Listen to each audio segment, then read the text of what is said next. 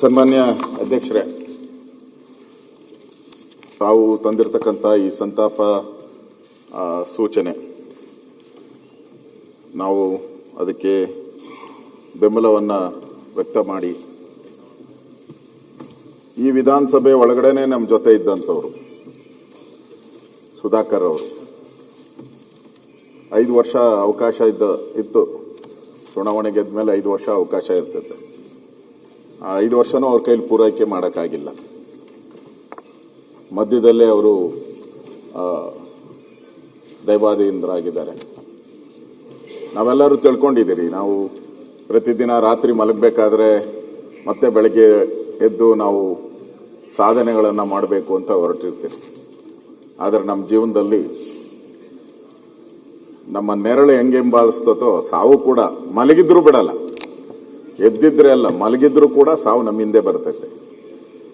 ಕವಿ ಒಂದು ಮಾತನ್ನ ಹೇಳಿದ್ದಾರೆ, ನಮ್ಗೆ ಬಹಳ ಅಹಂಕಾರ ಬಂದಾಗ, ನಾನೇ ರಾಜ ನಾನೇ ಮಹಾರಾಜ ನನ್ ಬಿಟ್ರೆ ಯಾರೂ ಇಲ್ಲ ಅಂದಾಗ ಕವಿ ಒಂದು ಮಾತು ಹೇಳ್ತಾನೆ, ಒಂದ್ಸರಿ ನಿನ್ಗೆ ಹಂಗ ಅನ್ಸ್ದಾಗ ಹೋಗಿ ಸ್ಮಶಾನಕ್ಕೆ ಹೋಗಿ ಒಂದು ರೌಂಡ್ ಹಾಕೊಂಬಂದ್ಬಿಡಪ್ಪ. ಅಲ್ಲಿ ಒಂದು ರೌಂಡ್ ಹಾಕಿ ಒಂದು ಅರ್ಧ ಗಂಟೆ ಕಳೆದ್ಬಿಡು.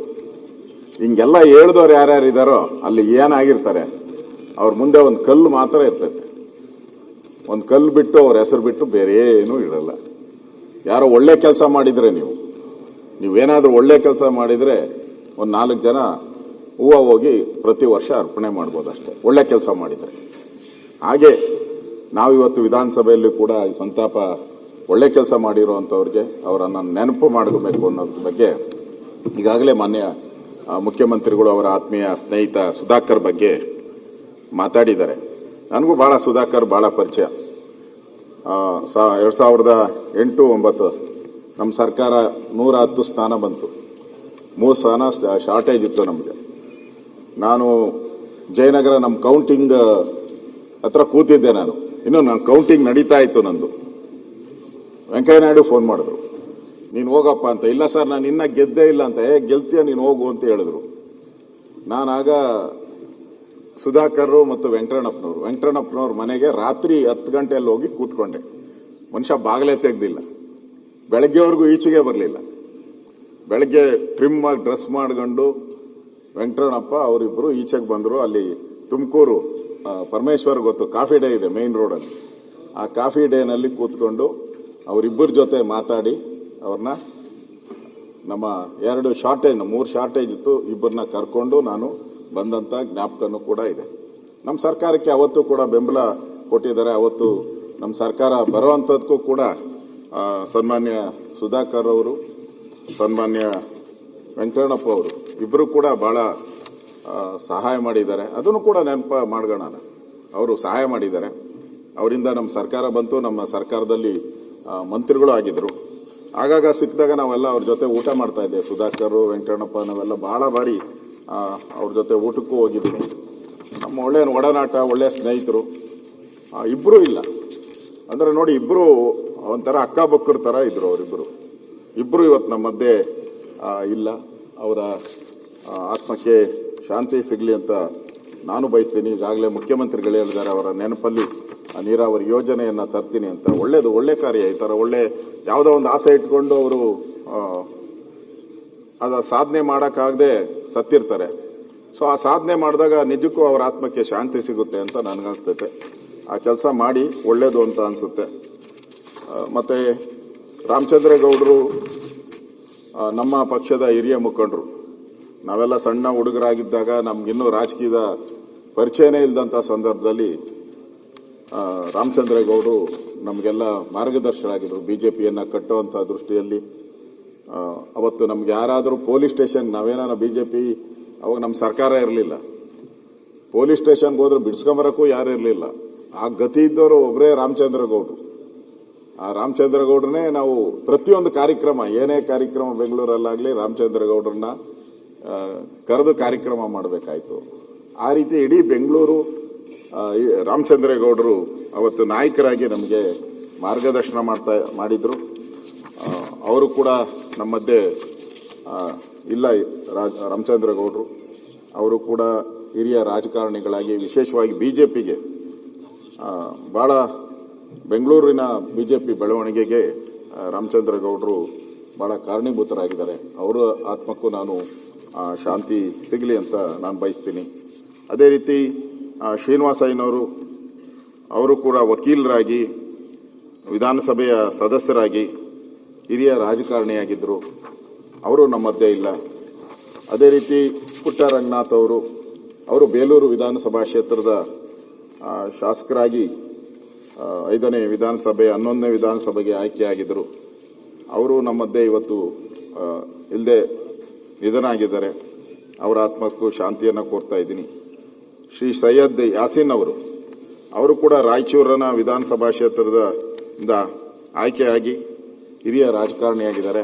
ಅವರ ಆತ್ಮಕ್ಕೂ ನಾನು ಶಾಂತಿಯನ್ನು ಕೋರ್ತಾ ಇದ್ದೀನಿ. ಅದೇ ರೀತಿ ಶ್ರೀನಿವಾಸನ್ ಅವರು ಕೂಡ ಅವರು ಶಾಸಕರಾಗಿ ಇವತ್ತು ನಮ್ಮ ಮಧ್ಯೆ ಕೆಲಸ ಮಾಡಿದ್ದಾರೆ.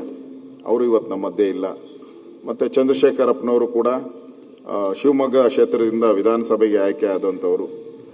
ವೆಂಕಟಾಚಲಯ್ಯನವರು ಅವರು ನಮಗೆ ಗೊತ್ತಿರೋ ಥರ ದೊಡ್ಡಬಳ್ಳಾಪುರ ಗ್ರಾಮಾಂತರದಲ್ಲಿ ಆಯ್ಕೆಯಾಗಿದ್ದರು. ನಮಗೆಲ್ಲ ಭಾಳ ಪರಿಚಯ. ಅವರೂ ಕೂಡ ಅವರು ನಮ್ಮ ಮಧ್ಯೆ ಇಲ್ಲ. ಎಸ್ ಕೃಷ್ಣಪ್ಪನವರು ಸ್ನೇಹಜೀವಿ ಮತ್ತು ಸಜ್ಜನಿಕೆ ಹೆಸರಾದಂಥ ಎಸ್ ಕೃಷ್ಣಪ್ಪನವರು ಕೂಡ ನಿಧನ ಹೊಂದಿದ್ದಾರೆ. ಅವರ ಆತ್ಮಕ್ಕೂ ಶಾಂತಿಯನ್ನು ಕೋರ್ತೀನಿ. ಇನ್ನು ಎಚ್ ಹನುಮಂತರಾಯಪ್ಪನವರು ಕಾಂಗ್ರೆಸ್ಸಿನ ಬಹಳ ಹಿರಿಯ ಮುಖಂಡರಾಗಿದ್ದಂಥವರು, ರಾಜ್ಯಸಭಾ ಸದಸ್ಯರಾಗಿ ಕೆಲಸ ಮಾಡಿದ್ದಾರೆ. ಅವರು ಕೂಡ ನಿಧನ ಹೊಂದಿದ್ದಾರೆ. ಅವ್ರಿಗೂ ಕೂಡ ನನ್ನ ಸಂತಾಪವನ್ನು ಸೂಚನೆ ಮಾಡ್ತೀನಿ. ಇನ್ನು ಖ್ಯಾತ ಗಾಯಕಿ ಎಸ್ ಜಾನಕಿ ಅವರು,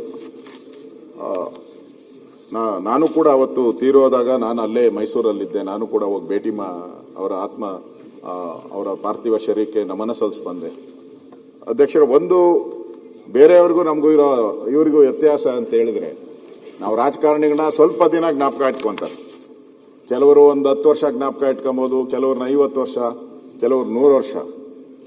ಈ ಹಾಡು ಹೇಳೋರು ಇದಾರಲ್ಲ, ಇವ್ರ ಜೀವನ ಪರ್ಯಂತ ಅಂತ ನೀವು ನೋಡಿ, ಯಾರನ್ನೇ ಬೇಕಾದ್ರು 1950-40ನೇ ಇಸ್ವಿಯಲ್ಲಿ ಆಡಿರೋ ಹಾಡುಗಳನ್ನ ಇವತ್ತು ಕೇಳ್ತಾರೆ. ಅದು ಅಂದ್ರೆ ಇವ್ರಿಗೆ ಸಾವೇ ಇಲ್ಲ ಅಂತ ಅನ್ಸುತ್ತೆ. ಭಗವಂತ ಇವರಿಗೆ ದಿನನಿತ್ಯ ನಾನು ಈ ಪ್ರಾತಃ ಸ್ಮರಣೆ ಕೇಳ್ತೀನಿ. ನಾನು ಇದು ತಿರುಪತಿ ಇದರದ್ದು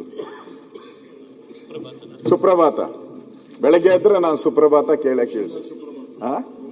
ಸುಪ್ರಭಾತ ಆಡ್ದವ್ರು ಇವತ್ತು ನಮ್ಮ ಫೋಟೋ ಮೊಬೈಲಲ್ಲಿ ಫೋಟೋ ಬಂದ್ಬಿಡುತ್ತೆ. ಅಂದ್ರೆ ಇವತ್ತು ಅವ್ರು ಜೀವಂತವಾಗಿದ್ದಾರೆ. ಇವರು ದೇವರ ವರ ಏನೋ ಗೊತ್ತಿಲ್ಲ, ಆ ಥರದ ಒಂದು ವರವನ್ನು ಪಡೆದಂಥವ್ರು ಜಾನಕಿಯವರು. ಅವರ ಅಲ್ಲಿ ಬೇರೆ ಹುಟ್ಟು ಹೈದರಾಬಾದ್ ಆಗಿದ್ರು, ಆ ಕಡೆ ಆಗಿದ್ರು, ಆಂಧ್ರ ಪ್ರದೇಶ ಆಗಿದ್ರು ಕೂಡ ಅವರು ಗುಂಟೂರು. ಇಲ್ಲಿ ಅವರ ಕೊನೆ ಕಾಲದಲ್ಲಿ ಮೈಸೂರಿನ ಒಂದು ಪ್ರಶಾಂತ ಸ್ಥಳದಲ್ಲಿ ಇದ್ದು ಜೀವನ ಮಾಡಿ ಕೊನೆಯಲ್ಲಿ ಅಲ್ಲಿ ಮೈಸೂರಲ್ಲಿ ಅವರು ಆತ್ಮ ತ್ಯಜಿಸಿದ್ದಾರೆ. ಅವರು ಕನ್ನಡ ಇರ್ಬೋದು, ಬೇರೆ ಬೇರೆ ಹಲವಾರು ಭಾಷೆಗಳು, ಎಲ್ಲ ಭಾಷೆಗಳಲ್ಲೂ ಅವರಿಗೆ ಹಾಡುಗಳನ್ನು ಆಡಿದ್ದಾರೆ, ಜನನಾಗಿದ್ದಾರೆ. ಅಂಥವರು ನಮ್ಮ ಮಧ್ಯೆ ಇಲ್ಲದೆ ಇರೋವಂಥದ್ದು ಬಹಳ ನೋವಿನ ಸಂಗತಿ. ಅದೇ ರೀತಿ ಆಶಾ ಭೋನ್ಸ್ಲೆ ಅವರು ಅಷ್ಟೇ. ಅವರು ಕೂಡ ಹಿಂದಿ ಹಾಡುಗಳಿಗೆ ಬಹಳ ಫೇಮಸ್ ಆಗಿದ್ದಂಥವ್ರು, ಹಿಂದಿ ಹಾಡುಗಳು. ಅವರು ಲತಾ ಮಂಗೇಶ್ಕರ್ ಅವರ ಸಹೋದರಿ ಆಗಿದ್ರು. ಲತಾ ಮಂಗೇಶ್ಕರ್ ಬಿಡಿ, ಇವತ್ತಿಗೂ ಅವ್ರ ಹಾಡು ಹೇಳಿದ್ರೆ ಎದ್ದು ನಿಂತ್ಕೊಬೇಕಾಗಿತ್ತು. ಅಂತ ನೆಹರು ಅವರು ಅವ್ರ ಹಾಡು ಹೇಳಿದಾಗ ಕಣ್ಣೀರು ಹಾಕಿದ್ದಾರೆ. ಅವರು ನಮ್ಮ ಮಧ್ಯೆ ಇಲ್ಲ. ಅಂತ ಆ ಕುಟುಂಬದಿಂದ ಬಂತಂಥವ್ರು ಲತಾ ಮಂಗೇಶ್ಕರ್ ಅವರು. ಇನ್ನು ಶ್ರೀಮತಿ ಚೆನ್ನಮ್ಮ ಅವರು ಮಾನ್ಯ ದೇವೇಗೌಡರ ಧರ್ಮಪತ್ನಿಯಾಗಿ, JDS ಕಾರ್ಯಕರ್ತರಿಗಂತೂ ಅವರು ಒಂಥರ ಅನ್ನಪೂರ್ಣೆ. ಮತ್ತೆ ಉಳಿದವ್ರಿಗೂ ಅಷ್ಟೇ. ನನ್ನ ಪದ್ಮನಾಭನಗರದಲ್ಲಿ ಅವ್ರ ಮನೆ ಇದ್ದಿದ್ದು. ಹೋದಾಗೆಲ್ಲ ಪಾಪ ಕಜ್ಜಾಯ ಅದು ಮಾಡಿ ಕೊಡ್ತಾ ಇದ್ರು ನನಗೆ, ಹೋದಾಗೆಲ್ಲನೂ ಕೂಡ. ಅಂದ್ರೆ ಎಲ್ಲರನ್ನೂ ಪ್ರೀತಿಯಿಂದ ಕಾಣೋಂಥ ಒಬ್ಬ ಒಳ್ಳೆಯ ಹೃದಯ ಅಂತ ಇರೋವಂಥವ್ರು. ಮನೇನೂ ನೋಡಿದೆ, ಪತ್ರಿಕೆಯಲ್ಲಿ ಬಂದಿದ್ದು, ದೇವೇಗೌಡರು ಮತ್ತೆ ಹೋಗಿ ಆ ಸಮಾಧಿ ಹತ್ತಿರ ಕೂತು ಕಣ್ಣೀರಾಗ್ತಾ ಇರೋವಂಥದ್ದು. ಅಂದ್ರೆ ಅವರ ಜೀವನ ಒಡನಾಟ, ಬಹಳ ವರ್ಷಗಳ ಒಡನಾಟ.